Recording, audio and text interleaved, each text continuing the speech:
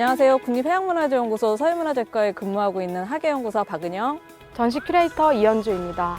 국립해양문화재연구소는 바다에서 건진 수중문화재를 소개하는 해양유물 전시관을 목포와 태안 두 곳에서 운영 중인데요. 이곳은 서해 중부해역에서 나온 다양한 수중문화재를 만날 수 있는 태안해양유물전시관입니다. 오늘은 저희와 함께 태안해양유물전시관을 만나보시겠습니다. 태안해양유물전시관은 4개의 상설전시실과 1개의 기획전시실로 운영되고 있는데요. 먼저 서해 수중발굴실부터 만나보실까요?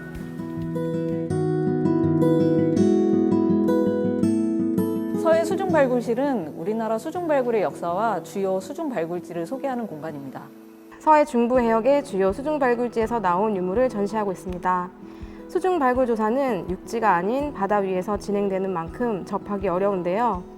수중발굴 현장에서 찍은 발굴 당시의 영상과 사진으로 수중발굴 현장의 모습을 생생하게 느낄 수 있습니다.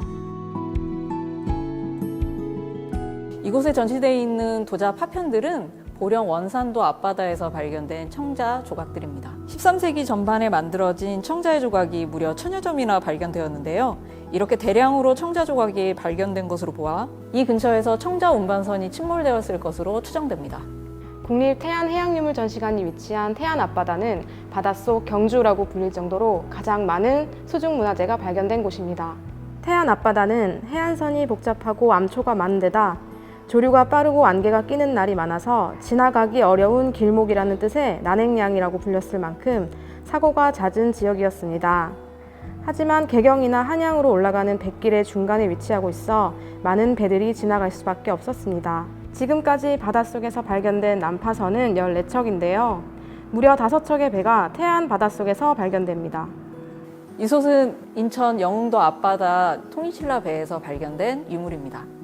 영흥도선은 지금까지 바다에서 발굴된 배 가운데 가장 오래된 배입니다. 바닷속이 아닌 갯벌에서도 난파선이 발견되는 경우가 있습니다. 안산 대부도에서는 2차례 난파선이 발견되었습니다. 갯벌에서 발견된 배는 사람의 접근이 쉬워 유물이 남아있지 않은 경우가 대부분입니다. 두 번째로 발견된 고려시대 배 대부도 2호선에서는 뱃사람들이 사용했던 도기와 함께 청자, 청동 숟가락 등이 발견되었습니다. 그리고 재밌는 유물이 발견되었는데요.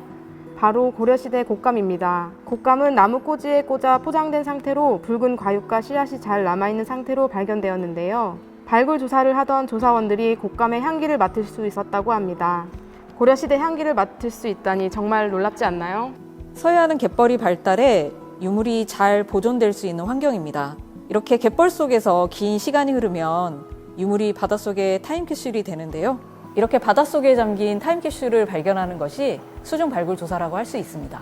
여기를 보시면 잠수복과 공기통, 납벨트까지 실제로 사용하는 장비가 있습니다. 영상은 수중발굴 조사 당시 촬영한 영상으로 수중발굴 조사원의 생생한 숨소리와 함께 실제 바닷속 수중발굴 조사 현장을 느낄 수 있습니다. 이렇게 서해 바다에서 수중발굴로 발견된 다양한 유물을 만나러 가볼까요?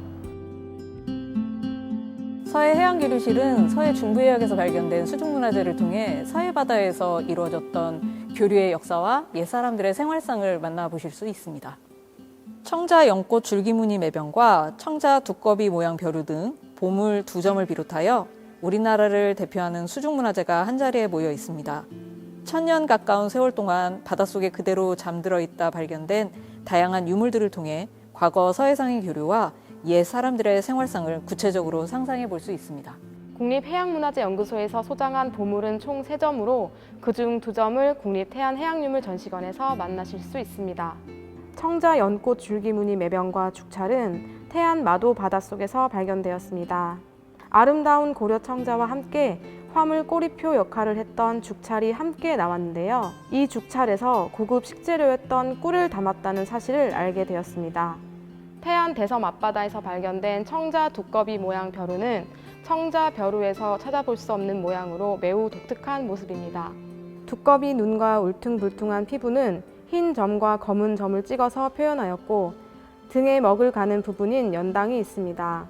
자세히 보시면 유약을 바르지 않은 연당 끝부분에 작은 원으로 표현한 두꺼비 알이 보입니다.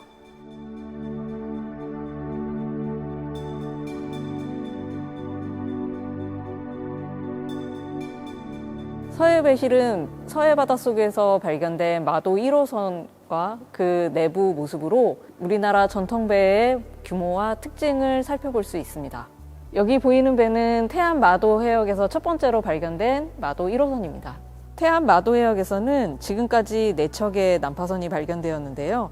마도 1호선은 마도 해역 수중 발굴의 신호탄이 된 중요한 배입니다.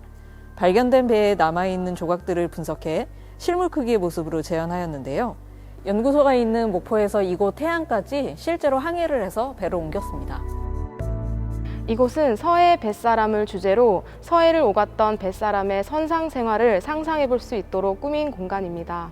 과거 배 위의 식사를 책임졌던 솥, 시루 등의 취사 도구를 비롯해 무료한 항해를 달래던 장깃돌까지 난파선에서 발견된 각종 생활 도구들은 수백 년 전 선조들의 모습을 생생히 상상해 볼 수 있게 합니다.